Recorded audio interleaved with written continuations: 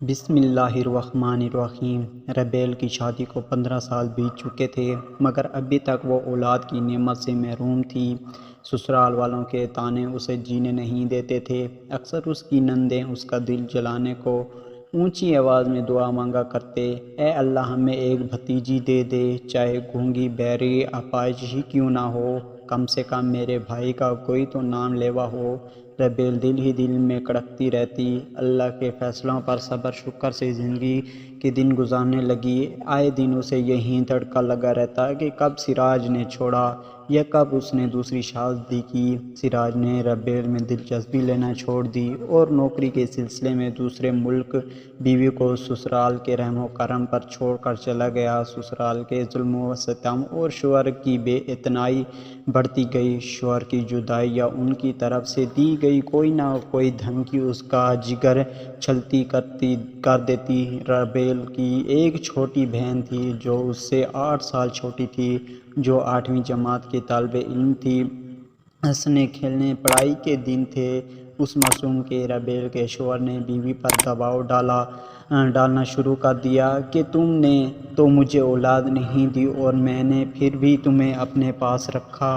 اب تم والدین سے کہو کہ وہ چھوٹی بہن کا رشتہ میرے بھائی سے کر دیں تاکہ ان کے ہاں ہونے والی اولاد ہم گود لے سکیں۔ بات تو معقول تھی، مگر دونوں کی عمروں کا فرق بہت زیادہ تھا۔ ربیل کا دیور ربیل سے بھی 9 سال بڑا تھا۔ اس غریب نے بہن کی عمر اور دیور کی عمر کا موازنہ کرتے ہوئے رشتے سے انکار کرنا چاہا تو بدلے میں اس کے طلاق کی دھمکی دے دی گئی۔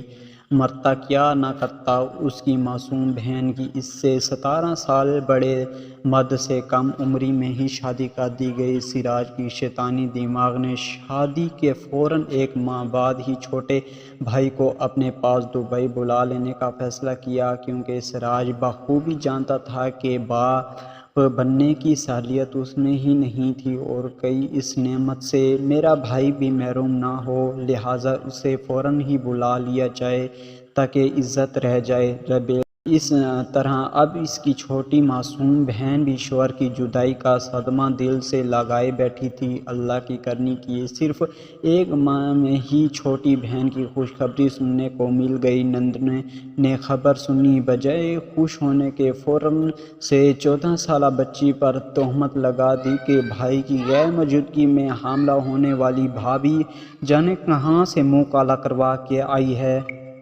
9 ماہ ذلت و اذیت میں گزار کر جب وقت آیا تو اس کے ہاں بیٹا پیدا ہوا جو ہو بہو باپ کا عکس تھا۔ وہ وہی گھنگرالے بال، وہی آنکھیں نین نقش کے جو بھی پہلی نظر دیکھتا یہی الفاظ کہتا، واہ اللہ تیری شان، معمول ہوتا ہے کہ دوسرا جنم لے لیا ہے۔ 2 ماہوں کے اس بیٹے نے دنیا میں آنکھیں کھولتے ہی اپنی ماں کو عزت کا ایسا مقام دلایا کہ لوگ عش عش کر اٹھے۔ سراج اور حاج نے بھی چپ سادھ لی اور کھلے دل بیٹے کو قبول کر لیا۔ عمر کی منزلیں تیزی سے طے کرنے والا 2 ماہوں کا یہ بچہ اب 25 سال کا گبھرو جوان بن چکا تھا۔ اپنی دونوں ماؤں کی شان میں گستاخی کرنے والوں کو گھٹنے ٹیکنے پر مجبور کر دیا۔ یاد رکھیے گا، تہمت لگانا گناہ کبیرہ ہے اور تہمت حقیقت بن کر واپس پلٹتی ہے لگانے والے پر۔ ایسا ہی ہوا، آج تہمت لگانے والے منہ چھپائے پھر رہے ہیں۔ اپنا بچاؤ جہاں تک ممکن ہے کریں، گناہوں سے بچنے کی کوشش کریں۔ مجھے بھی دعاؤں میں یاد رکھیں۔ تب تک کے لیے اللہ حافظ۔